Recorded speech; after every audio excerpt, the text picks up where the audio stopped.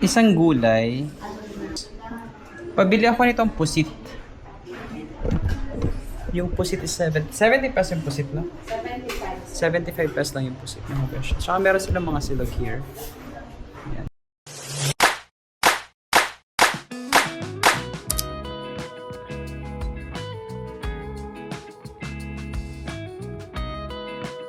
Kung bababa ka dito sa may Pande Boracay, actually malapit lang sa D-Mall, lakad ka lang ng konti. Harap nitong Chengdu Restaurant, makikita mo itong Hot Pot Eatery. And so, this is the Hot Pot Eatery, mga besh. Pwede ka dyan kumain, mag-breakfast. Murang pagkain nila dyan. It's like Carinderia style. Tapos, marami silang food dyan na pwede mong, mahain. So, this is the place. Itong eatery na to.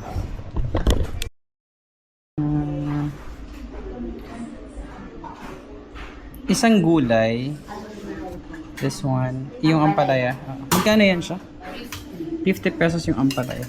Guys, kung naghanap kayo ng makakain na sa Boracay, meron ditong eatery na malapit lang sa may isang rice lang. Tapos, pabili ako nitong pusit. Yung pusit is 70 pesos yung pusit, no? 75 pesos lang yung pusit. Mga besh. Tsaka meron silang mga silog here. Ayan, top silog. Malapit lang to sa beach. Pakita ko sa inyo. Hi guys, I have breakfast tayo dito sa Boracay. So, this is my meal for my breakfast. This is 170 pesos. Nakahanap ako ng eatery malapit lang sa front beach. Kaya mga besh, i-share ko sa inyo kung saan to banda. And malapit lang siya dun sa hotel kung saan ako nag-stay. Kaya the good thing is nag-ikot-ikot ako kasi nga, naghanap ako ng mga kakainin. So, diba? Ito sulit na. This one is 75 pesos sa pusit. 50 pesos yung kanilang gulay. 25 pesos, 20 pesos yung kanilang rice. Diba? Ito yung mga hinahanap natin na ano. Kasi diba normally pag nasa Boracay ka mahal kakainin and all.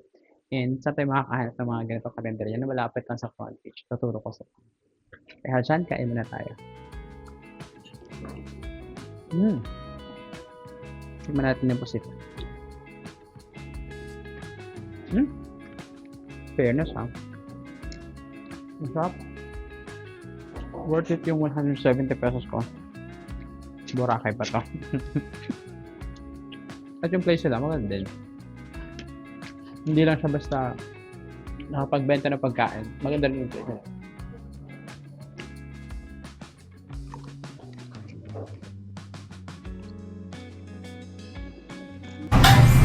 Ngayon na mga beshi, tapos na tayo mag-breakfast. Worth it yung binahin ko ng 170 pesos. Siyempre may coffee pa yan. 3-in-1. Instant coffee. Ngayon talaga, kailangan natin magtipid at maghanap ng makakain na mura dito. Ayan, so dyan tayo nag-breakfast. At the good thing is, eto kasing way na to, palabas na rin to doon sa my front beach. If you are familiar with the Red Coconut Hotel, ang labas ito ay Red Coconut Hotel. Kaya laharin natin.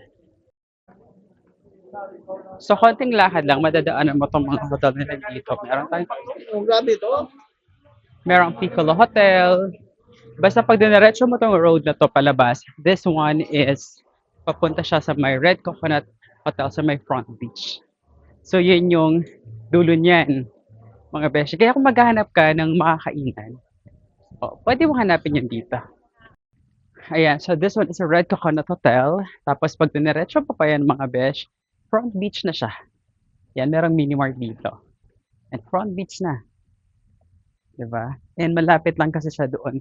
Station 2 kasi itong area. There you go. Diba? Apakalapit lang. So kung nandito ka sa Station 2 front beach, and dito sa may shawarma shop at El Fuego.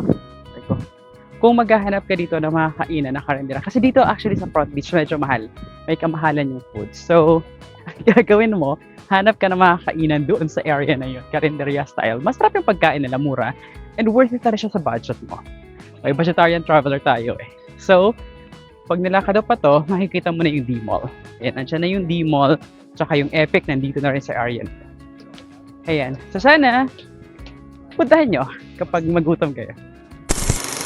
Motherfucking design all right now.